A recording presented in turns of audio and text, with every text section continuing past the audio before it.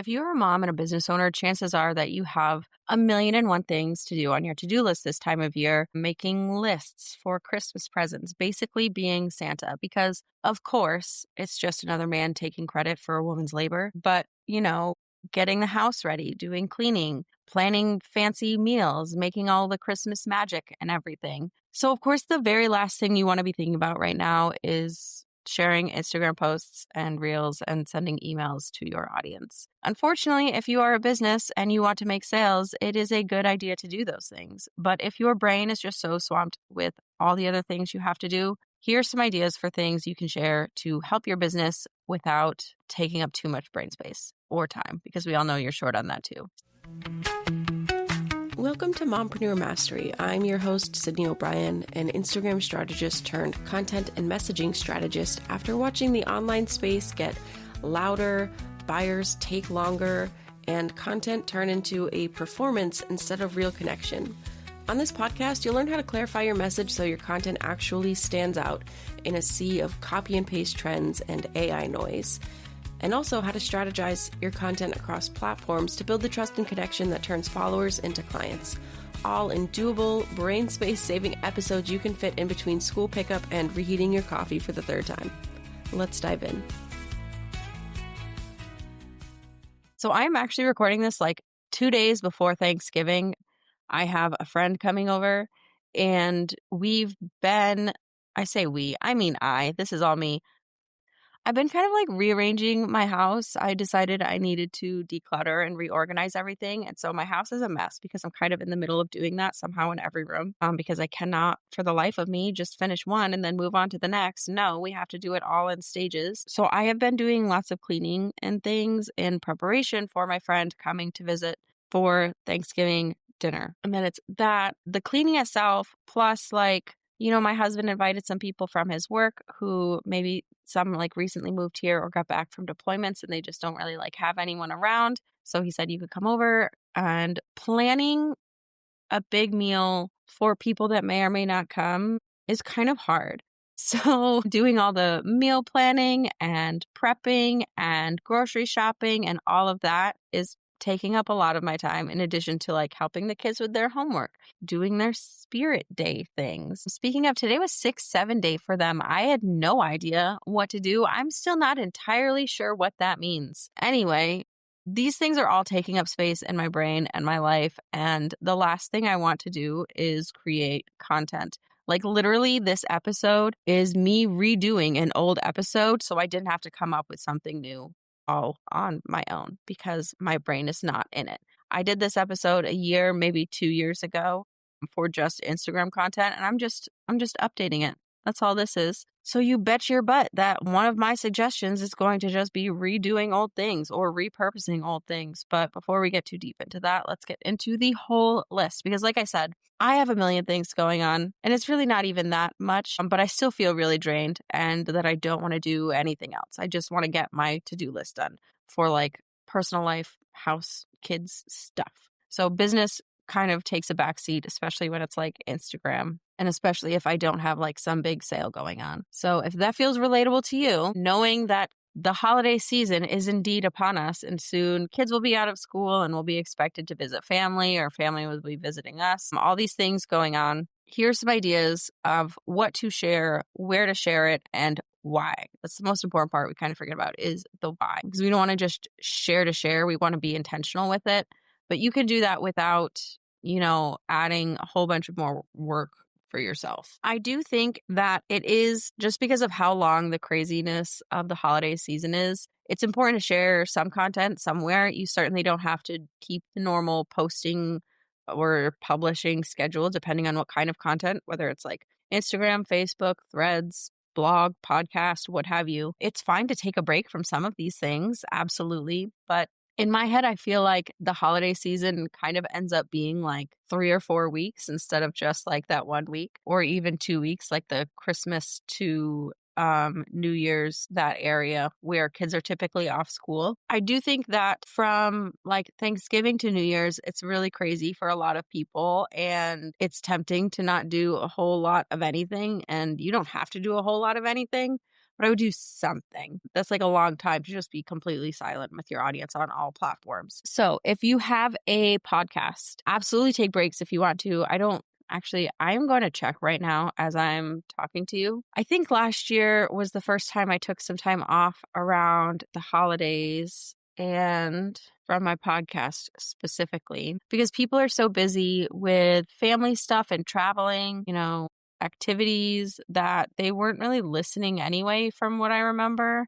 This is obviously something I should have checked beforehand, but as you can tell, I don't always have my life together. Here I am checking. Yeah, I don't typically get a ton of downloads over the holiday weeks anyway. So I was like, why am I doing this? Seems like a waste of my time. And indeed it was. So I stopped. Now, those weeks, I still sent out emails. Normally on Mondays, I send emails about my podcast, promoting it. I, ahead of time, let them know there wasn't going to be any new emails, so no one was expecting it. And I mentioned that on the podcast as well. And instead, I believe I just shared a link to like the top maybe 2 or 3 episodes of the year for people to review and gave short reasons why. So there was still some kind of interaction happening and I was still showing up in a way, but in a way that worked for me and my life and kind of gave them the opportunity to learn more from me in those podcast episodes and nurture my audience a little bit without having to do a whole come up with a podcast idea, record the podcast, edit the podcast, write the blog post, send the email, make the Instagram reel, all of that. That was already done. So if you have a podcast, highly recommend doing that. You could do something similar with a blog if you want. If you normally share blogs in your newsletters, just let them know you're taking time off and maybe do something that might be timely or relevant or share a favorite of yours or a favorite of theirs, an old piece of content. Now, another option like I'm doing right now is update an old piece of content. Like I said, this then is from 2 years ago that performed really well. I got lots of downloads. I was still getting downloads, but it's not quite in line with what I do anymore. That was all Instagram. And of course, Instagram has changed a lot in the last 2 years. So the content isn't super helpful, not as helpful as it could be because, Instagram has changed and my business has changed. And so I am redoing it right now, more about multi-platform marketing instead of Instagram specific, but the same general idea of what to share during the busy holiday season is still very valid. And it takes a little bit off my plate because same thing with the blog post I wrote for this podcast episode. I'm just going to update that one blog post with this information. So the blog post was already getting clicks and has been for the past 2 years. It still can. It's just going to have the updated information be more relevant and more helpful for my business instead of having to redo things from scratch. And then, like I said, also helpful for my business because it was already getting clicks and reads. Now it's just more accurate and more aligned with my current business mission and messaging. And again, you could do the same thing for Instagram. You could do repurposing old content, resharing old content, or literally nothing. That is also fine. Some posts are showing up in my feed lately, but a lot of it is from me being guests on other people's podcasts and being like tagged and collaborator in those reels. I've posted maybe 3 times, 4 times in the past 4 weeks to my feed. Not a ton. And I am totally okay with that. And it also hasn't really affected my reach or engagement. It's not great because I'm not doing a lot of outbound engagement because I've just been spending so much less time on social media. But knowing that I want to be spending less time on social media and still use Instagram to nurture my audience and get that engagement and foster that connection and build that trust, it's still doing what it needs to do without me having to scroll every day or film reels every day. I haven't filmed a single reel or shared a single reel that wasn't a podcast clip and I don't even know how long. And I love that for me. If that's not for you, if you are someone who really enjoys filming those reels and getting creative in that way, keep doing it. I love it. I never want to say that you shouldn't do that if it's working and you enjoy it. I'm just saying if you're one of those people who feels like you have to because that's what's showing up in your feed and you feel like you have to do that to stay relevant or get views, it's not necessary. It's really not. Knowing your messaging and your purpose for that particular post is much more effective. So if you do want to share something to your Instagram feed during this month, think about what your point is really. I probably could have said that in a nicer way, but what is the point of this post? Do you want followers? Do you want to start conversations? Do you want to show that you're the shit? Do you want to sell something? And then build something around that. And again, don't feel like you have to rely on trends or reuse the same hooks everyone else is using or use that one Taylor Swift song that everyone else is using. Write it for you and for your audience, and I bet it'll do great things.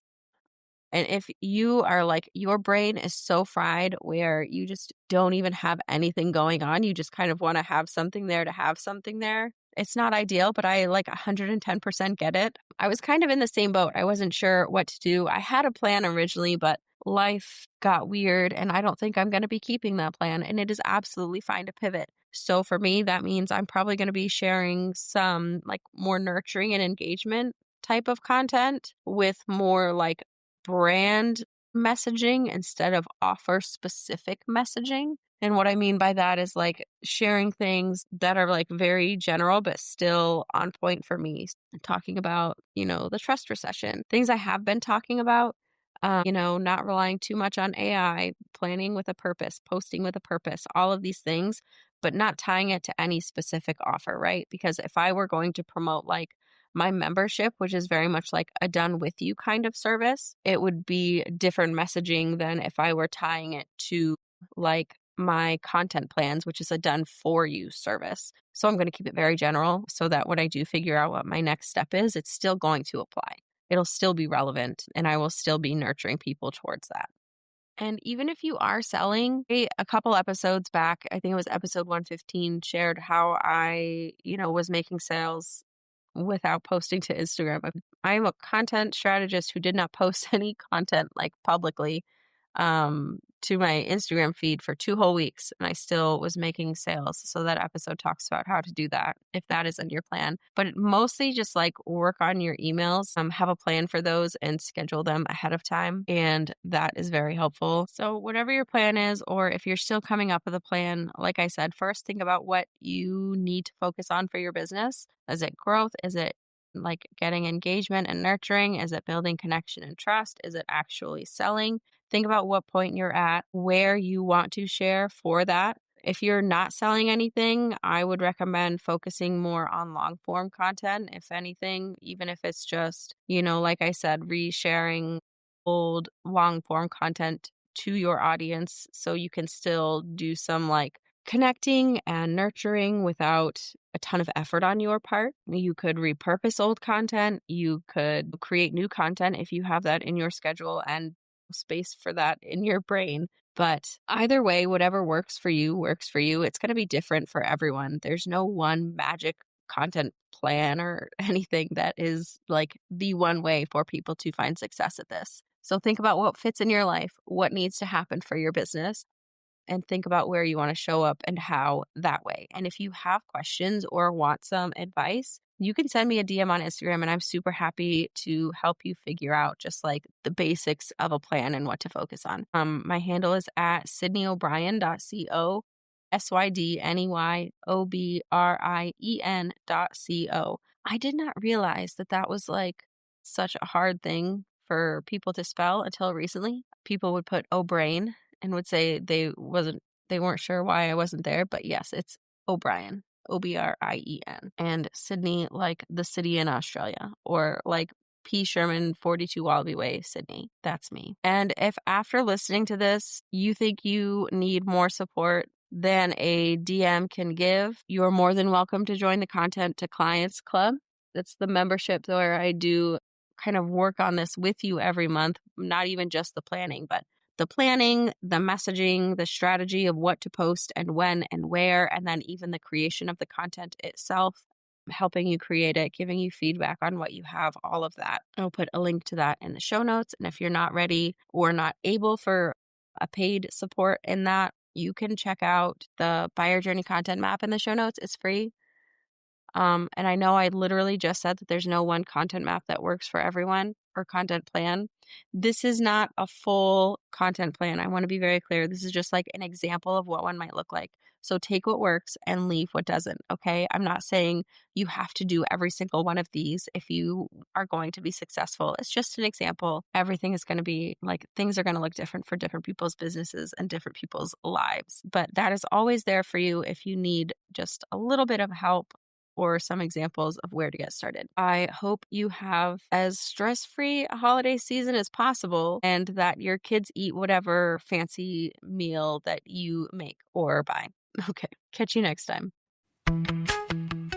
That's it for this episode of Mompreneur Mastery. If you're building a business around your life, not the other way around, and you're tired of being told to hustle harder to make sales when you're already hustling at 110%, I hope this gave you a breath of fresh air. And if it did, I would love it if you left a quick review or shared this with another mom entrepreneur who is ready to market with more strategy and way less stress.